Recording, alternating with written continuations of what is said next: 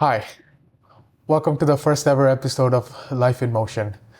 I'm your host Kaushik, and today we're gonna uncover why staying on track is important and why losing track can have a negative influence on your life. Let me start with an example. Suppose you're driving your car to a destination, especially let's call it a place like no other, and until you're greeted by until you're greeted by, let's say, um, you're greeted by, you lose your way, you take a wrong turn, go the wrong way, or even run out of gas, car breaks down, or flat tire. That's pretty much like that, where we encounter like temporary setbacks and things get in the way. To unpack more into why to stay on track, I'm very honored to welcome an esteemed guest today who has inspired many other people with his wisdom and words. And please join me in welcoming Pastor Daniel Bhaskaran from India, motivator and speaker whose words has left an inspirational tone among many. And thanks, Pastor Daniel, for joining me on this very fine day. Thank you, Kaushik. It's been a pleasure to be with you and to your audience also. The pleasure is mine. Yeah. And I want to begin off by starting with asking you on. I want to start off with asking you on what does losing track in life mean to you? For me, losing track is like when we start living reactively instead of intentionally. Like it's when you wake up one day and you realize that you have been busy for so many things and without a purpose. You'll be busy but not purposeful. Chasing the noise but not the meaning of it. That's what I call like losing track. Maybe I could say that whether it's a distraction or it's some people or you just burn out emotionally. It's not. It means that like you are disconnected from what really matters to you. As a pastor, I could say this: losing track means it's a spiritual drift.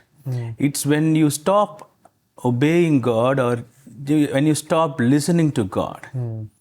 There is a one verse in Proverbs. It says like, in all your ways acknowledge Him. In all your ways acknowledge Him, and He will direct your path. And when we fail to acknowledge Him in all our habits and in our decisions, and that's where we drift. That's what I believe. You can be active and busy, even you can be an admiration to others, but inside you feel that emptiness. That's where you can see that you are drifted away. And I want to ask you on what are some signs that someone is starting to drift off course? When we talk about signs, it often starts very small. You skip that one routine, you skip that one workout, you stop journaling yourself and you avoid hard conversations. And over a time, like your calendar may be full, but your soul feels empty. There will be a lack of passion, and that's where the procrastination creeps in and delaying in all the things. And even your sleep and energy will be changed. These are the warning signs, I could say like that. And spiritually, when you see, you stop praying, and Bible becomes an optional for you, and the church becomes a maybe for you, and you stop the intimacy with God, and you might be still doing life, but there will not be any peace or clarity, I could say. Instead of healing, you will start numbing yourself in all the things you see. When God's voice grows, when God's voice grows faint, and that's where the confusions are allowed and the doubts are allowed. You are tired all the time. but not from going too much and not doing too much, but not feeding your soul, you will feel tired. I will say these are some signs, and someone is starting to drift away. And what are the long-term consequences of not realizing that you're off track? Suppose you you were tempted to like do or try something until like it didn't go the way you were expecting. Like, think like this: you can spend years climbing a ladder and only to find it's leaning on the wrong side. And if it is unchecked, and you will be of sure, like you will miss so many opportunities, and you will hurt your relationship. You will end up with broken relationships and missed opportunities. That I can say, like, even your emotional and health wise, you will have the issues. And worse is what I could say, like a life that would have been so much meaningful and so much more fulfilling ends up with a hollow feeling. That's the consequences, I could say. And you lose time. The time is a gift which you don't get back. I could say, like, your calling gets buried inside all your compromises. And even your physical health will just be in a hit. And you will lose. See, spiritually, there is a consequence, I want to say. You will lose the sensitivity of the Holy Spirit.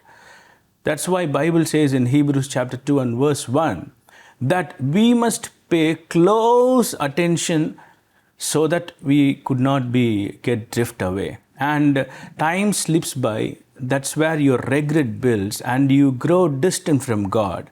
And even your body can reflect the consequence which you are going. I mean, drifting is dangerous actually. The scariest thing about drifting, I could say, like, you will never know and you won't feel it until you are far from the shore. That will be a long-term consequences, like I could say like that. Why do you think people don't realize how serious this can get eventually when they don't realize the things around them, or even like their own choices and decisions they make in life? Even though drifting is so dangerous and they could not find it easy to come back, I could say two reasons for them. One is distraction, another one is denial. We live in a culture that it says like the busyness and the superficial success are being celebrated. And the social media tells us we are fine as long as we look good. And we ignore the internal red flags because, like, the changes feel scary until it's too late. And this distraction and denial are the two main reasons, I could say. The culture tells us to chase the status and not our soul health. And suddenly we hit a wall.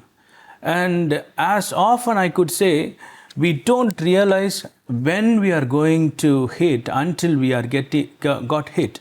And it's a quiet fade. And spiritually, I could say, like, our enemy doesn't destroy us with one blow. He gives one distraction. He gives one scroll, and the one scroll after one scroll after one scroll.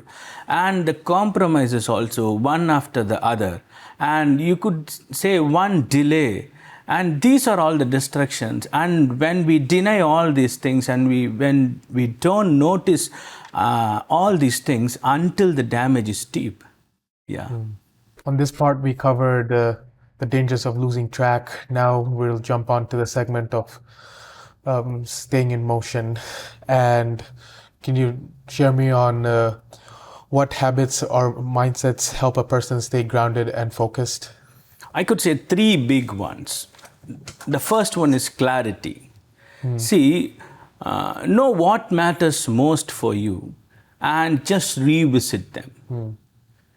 You have to write it down what matters most and you start doing it, and you need to revisit it once you start doing it. And the consistency is the second one. And I would say, like, small habits repeated daily are more powerful than the burst of motivations. And surround yourself with people. The community comes to the third. Surround yourself with the people who can cheer you and who can be a motivator for you. And spiritually, if you ask me, I will say start your day with God. That is more important. Even a 10 minutes of word will do a change for you. And it changes everything, I could say. And stay connected with people. Do not isolate. God moves through people. I could say this, in my life and in your life, people are being used by God. Even a little thing, you serve the community, you go with the people, and do not isolate, and serve the people. When your feeling and your life is blurry, and you can get the clarity when you serve some other people, and their life will speak to you, and that's where the clarity comes in, and you will have a new mindset. These habits and mindsets are the lifelines for you to step back into the track. I could say for that. And you have a morning reset and a daily routine, what you can do. And it will help you for sure. And cut out that keep you away from what you want to do. And that keeps away from what really matters for you. And you should have a purpose-driven life. For that, these habits and the mindset you should have, so that you can be grounded and focused. And can you share a personal story of falling off track and getting back on it, like from your end or to like anybody that you know? Yeah, I could share mine. Like early in the ministry, I got so caught up in doing God's work, and I stopped spending time with God. And as a preacher, I would travel many places to many churches to preach. And I realized at a point that I was preparing so many sermons, sermon after sermon, but not feeding my soul. And eventually I burnt out, and what I was doing was like nothing likely to be in a purpose or with my calling. And it took a time to realize. What I did was I took a break and I unplugged everything for a time, and I started asking honest questions to me, and I started journaling me, and I met some mentors. Talking to the mentors helped me, and most of all, I started with the small steps that I can do. I started waking up early to be for the purpose, to pray and to walk, and for the purpose matters. That's where it helped me, and intimacy with Jesus helped me a lot. That helped me to reset my life and reset with my purpose and to align. For me, ministry is not just doing, it must flow out from being. That's what I feel. And one of the best gift I could say is the moment of honesty where you realize and you want to reset, and the people who could help you for that, and the mentors who could help you for that. That's my thing from my life. So was it like you were doing multiple things at once and it got you like fatigued and exhausted in the end?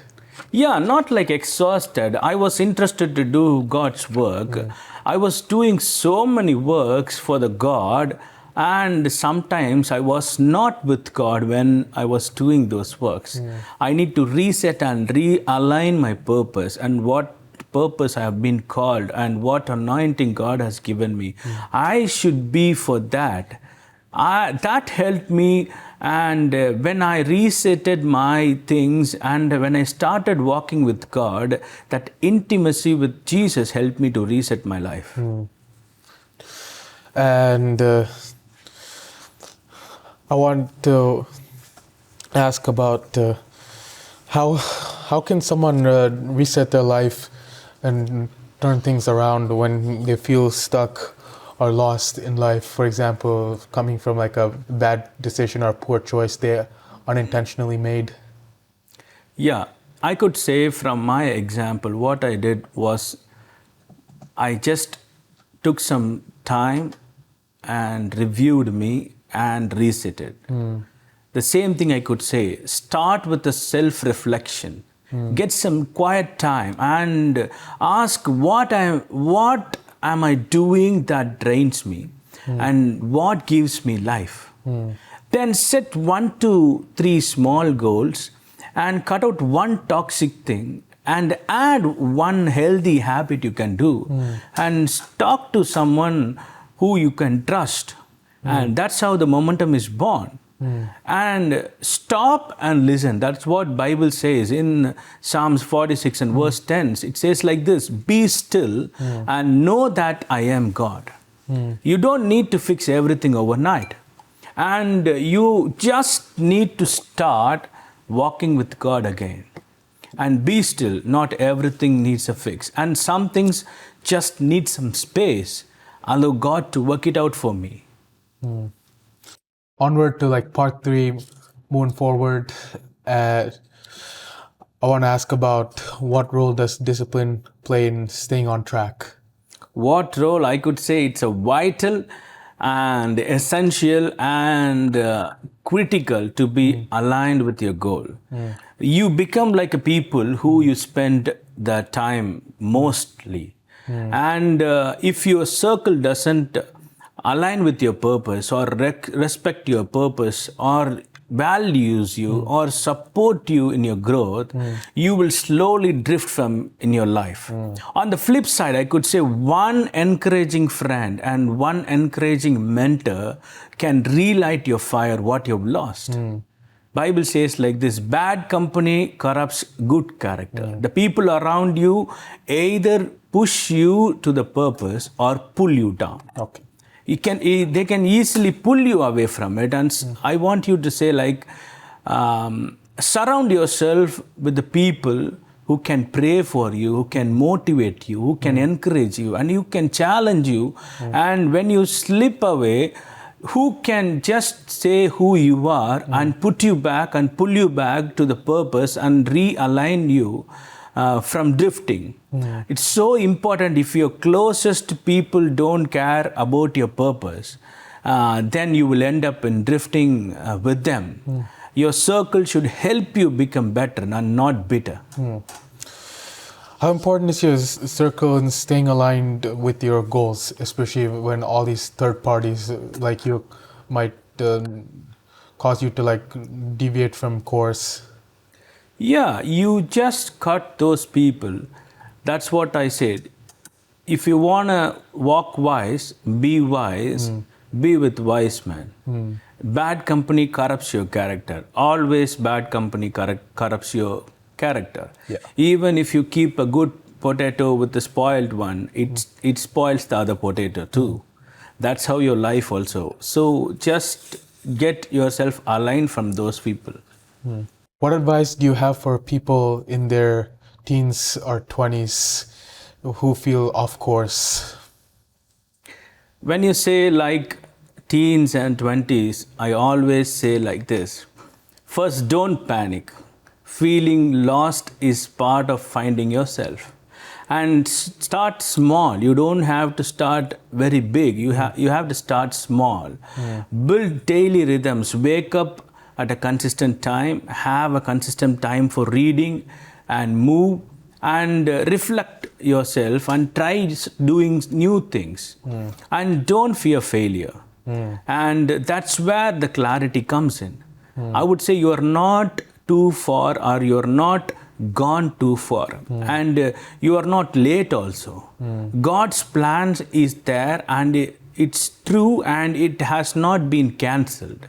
Like God says in Jeremiah chapter 29 and verse 11, that promise holds true and it has been just paused. So ask God, what's my next step and what I can do next, and surely He will answer.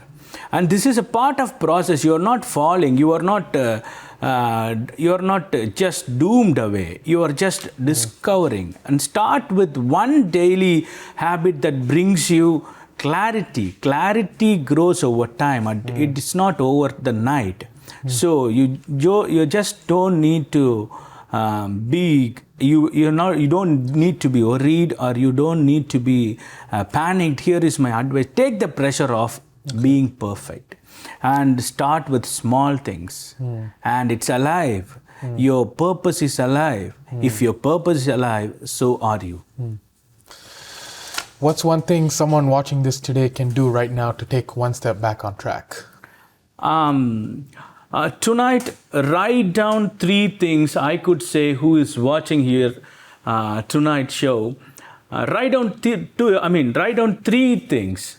One is what matters most to me, and the other one is what's one habit that is draining me, and the third one is what's one habit that can ground me tomorrow. If you ask me spiritually, I could say, like, tonight, kneel beside your bed and ask God, like, God, I'm ready to return, lead me again. Then I am sure He will guide you. Then tomorrow morning, what you can do is read one psalm, write one prayer, and move out with people you can trust. Talk to them, talk to a mentor, talk to a pastor, talk to a life coach. And God doesn't wait for the perfection. He just needs a surrendered heart. Just create a new momentum and stick with it. Tell a friend, and you will be amazed by the results. Anyways, Pastor Daniel, thank you so much for your time. Those were really inspiring words. Thank you. It's pleasure is mine, Kaushik. Keep moving forward. Thank you. Anytime. Anyways, for those who are watching, let me tell you one thing. Life will always throw distractions, temporary setbacks, drawbacks, and urges and temptations. But like driving a car, the most important thing to do in life is just keep going, getting the work done, avoiding distractions, and most importantly, stay in track with the things that you want to accomplish the most. And if this segment really inspired you all, make sure to share this with someone who might really need some knowledge and wisdom. And once again, thank you all joining me on this fine day for the first ever premiere for Life in Motion. And thanks again, Pastor. Thank you for having me. Anytime. And this is your host, Kaushik, signing off.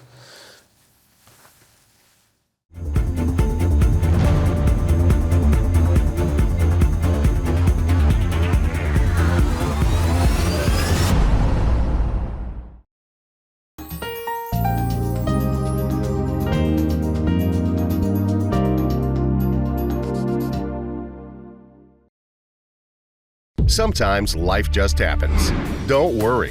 Farmington Motorsports will get you back on the road and at a fair price. From towing to tires, emissions to transmissions. Our ASC certified techs do it all. Farmington Motorsports is a family-run business. We're a Napa Auto Center and AAA approved. We work on all makes and models, from preventative maintenance to major repairs. And every repair is backed by our 2-year, 24,000-mile nationwide warranty. When life happens to you, don't worry. Farmington Motorsports.